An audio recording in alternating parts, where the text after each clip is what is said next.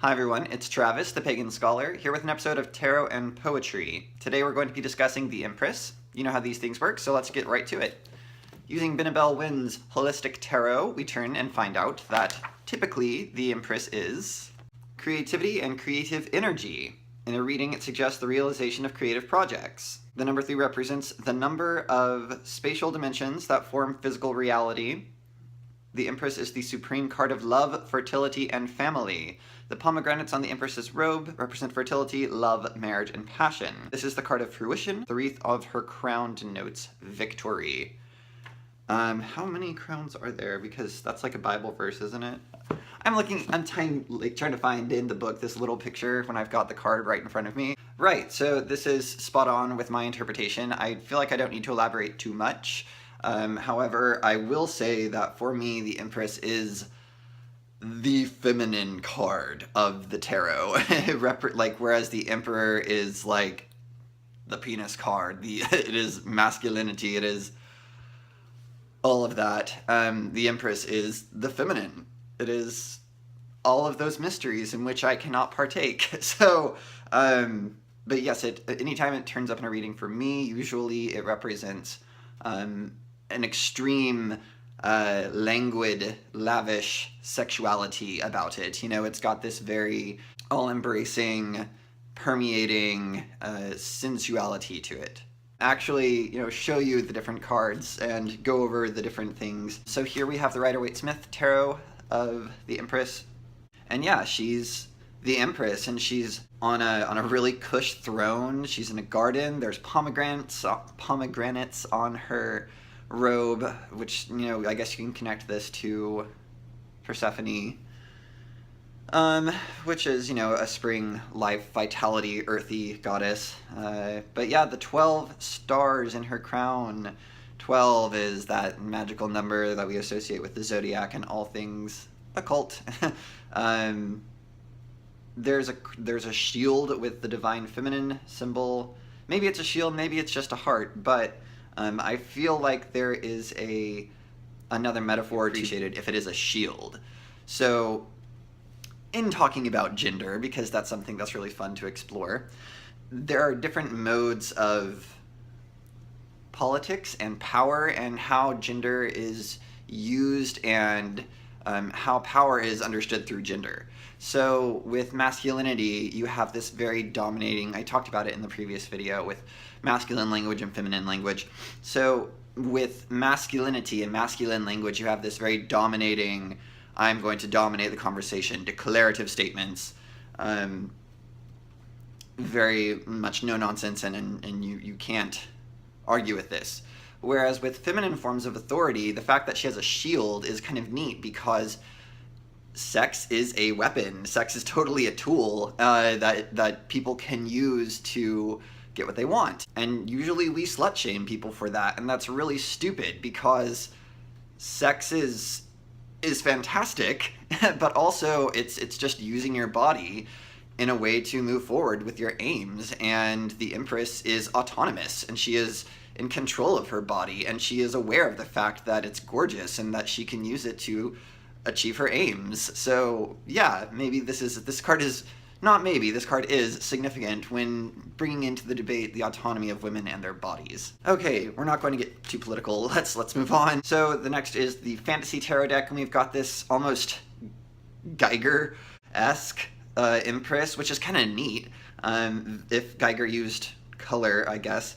So she's got this kind of alien-looking crown that actually has to be held up by another thing, but this speaks more to the earth, the fecundity of the earth, and the sort of all-encompassing Gaia aspect of the Empress. I see this less as sexual and more as natural, and well, sex is natural, but I see this more as an exercise in the total biology of the Empress.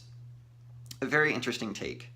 And then with the Night Sun Tarot deck, I'm still on the fence if I like this Empress or not, because they've kind of made her a girl, which is cool. I mean, we think of the Empress as this, reigning queen, this this matriarch, this Empress, you know. However, this Empress is young and she looks like she's kind of ready to have some fun, which is neat. It's refreshing. There is a broken egg in her lap, which I feel is kind of a symbol of breaking out of that the mold, or not the mold, but breaking out of the naivety of youth. She's also wearing a crown of thorns, which is kind of weird and Christian.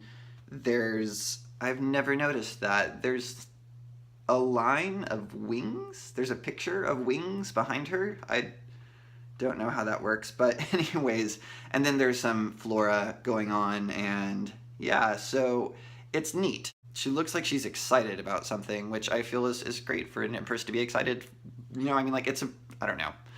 Like I said, I'm still on the fence with this card, with this rendition, but all in all, it's pretty neat. Alright, so before I dive into the poetry, I do kind of want to discuss some of the things that I've already brought up. So the Empress is a card of bodily autonomy for me, for my readings. And I showed this poem to Marshall, and he was like, you should probably give a trigger warning. And I was just like, what are you talking about? So this is a trigger warning for parents of children or teenage children. We don't like to think of our offspring as having sexual activity at all. We don't like the idea of viewing children as having any form of sexuality. It's this kind of prudish hangover from Victorian era. We just don't discuss sex. And whenever it's younger people, we refuse to even acknowledge the fact that they have a penis. For all the new people who have showed up on my channel, I'm sorry. I promise I don't talk about penis this much. But, so, yeah, as an anecdotal fun tie-in to that. So, at IKEA, you can purchase this shirt for a very limited amount of time, but this is a marketing campaign that they had, and this is the shirt. Yeah. Good job, Sweden. That is a penis on a t-shirt for children's stuff.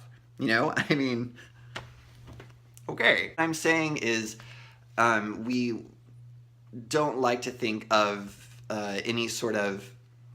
I am front-loading this a lot. It's one line in the poem. So basically, that's your trigger warning. It references the fact that children have... I'm sorry, that's what puberty does to you, okay? We've all been through it. So, in the spirit of the Empress, I am going to read The One Girl at the Boys' Party by Sharon Olds. When I take my girl to the swimming party, I set her down among the boys. They tower and bristle. She stands there smooth and sleek, her math scores unfolding in the air around her. They will strip to their suits, her body hard and indivisible as a prime number. They'll plunge into the deep end. She'll subtract her height from 10 feet, divide it into hundreds of gallons of water, the numbers bouncing in her mind like molecules of chlorine in the bright blue pool. When they climb out, her ponytail will hang its pencil lead down her back. Her narrow silk suit with hamburgers and french fries printed on it will glisten in the brilliant air, and they will see her sweet face, solemn and sealed, a factor of 1. And she will see their eyes, 2 each, their legs, 2 each, and the curves of their sexes, 1 each. And in her head, she'll be doing her wild multiplying, as the drops sparkle and fall to the power of 1,000 from her body. All right, so this is Empress energy. This is bodily autonomy. This is sex, and this is being aware of that, being aware of your body, of its sex appeal, and knowing that that is a way to navigate the world, to know that this is a strength that one can draw upon. We degrade sex so much, and we degrade women so much, that anytime we put the two together, bad, terrible, misogynistic things happen. So this poem really exemplifies it's the mother recognizing that her daughter has power, or will have power, or does have power. Of course she has power. And so I view the Empress as the daughter. However, another way to look at it is the mother in this poem, the speaker, is actually the Empress, recognizing her gift to her daughter, or recognizing that feminine mystique Usually I associate the mystique more to the High Priestess, but there is a mystique to the Empress, and I think it should not be lost or overlooked. I think it's something kind of grand and something. I mean, as a gay man, I'm never going to understand that. I'm just. That is one pool in which I will not dip a toe. However, yeah, it's something to be admired and respected and feared. I mean, that's why men subjugate women. That's why they control them through systematic oppression and misogyny. And we're getting off track. But so that has been my interpretation of the Empress: bodily autonomy, sexual energy. Put the two together and you've got the Empress. I hope you enjoyed this. My tarot and poetry videos are always kind of rambly and weird. But if you liked it, please, a like is appreciated, a subscription even more so. Let me know in the comments what you think of this poem, of a different poem you think would be better for the Empress, how you interpret the Empress, what that energy is when it shows up in a reading for you. I would love to hear. As always, thank you so much for watching, and merry meet, merry part, and merry meet again.